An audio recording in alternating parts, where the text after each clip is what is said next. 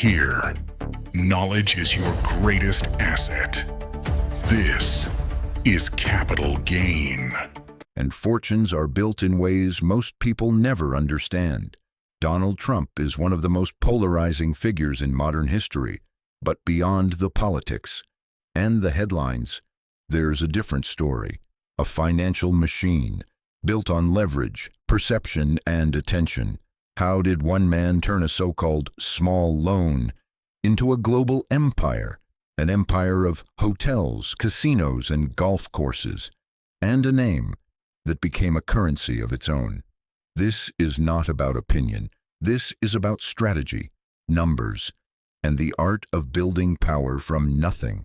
Donald Trump didn't start from nothing, but he also didn't follow the path that was given to him.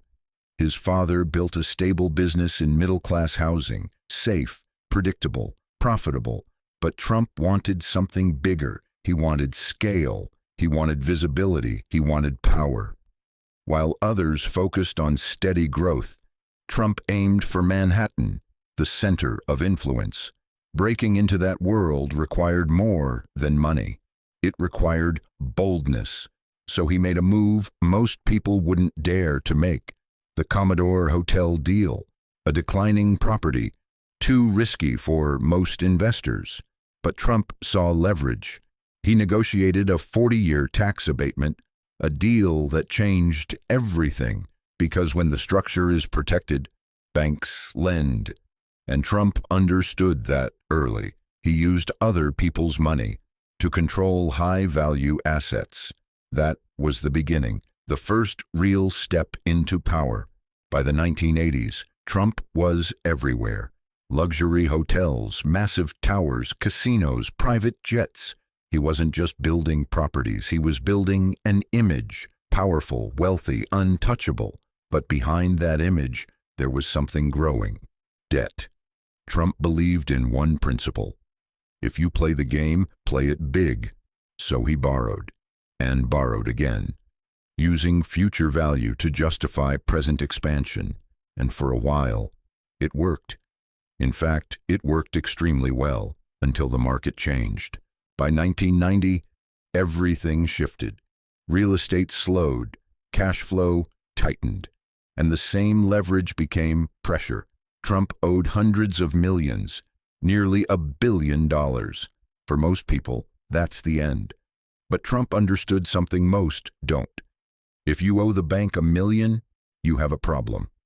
If you owe the bank $1 billion, they have a problem. And he used that reality as a strategy. He didn't run.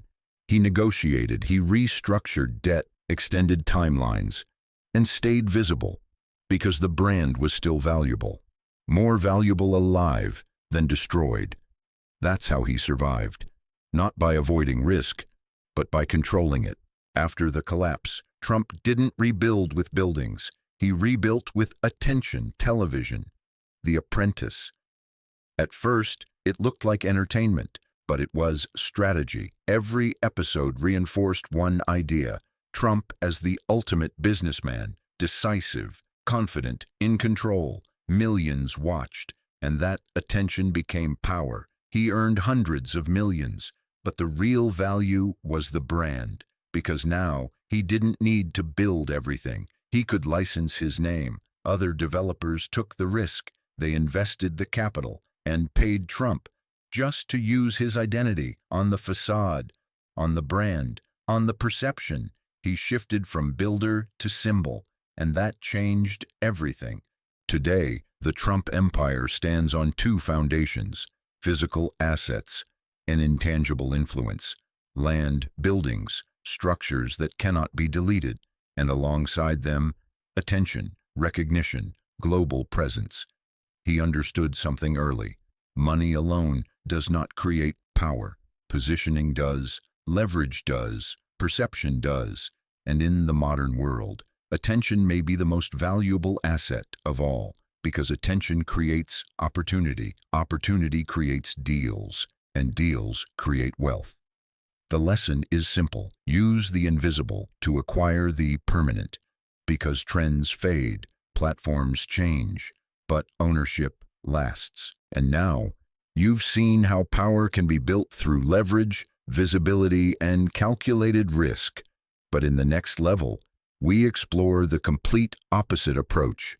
A man who built billions without noise, without controversy, and without ever needing to dominate the spotlight. Warren Buffett, the quiet strategist who turned patience into one of the greatest financial empires in history.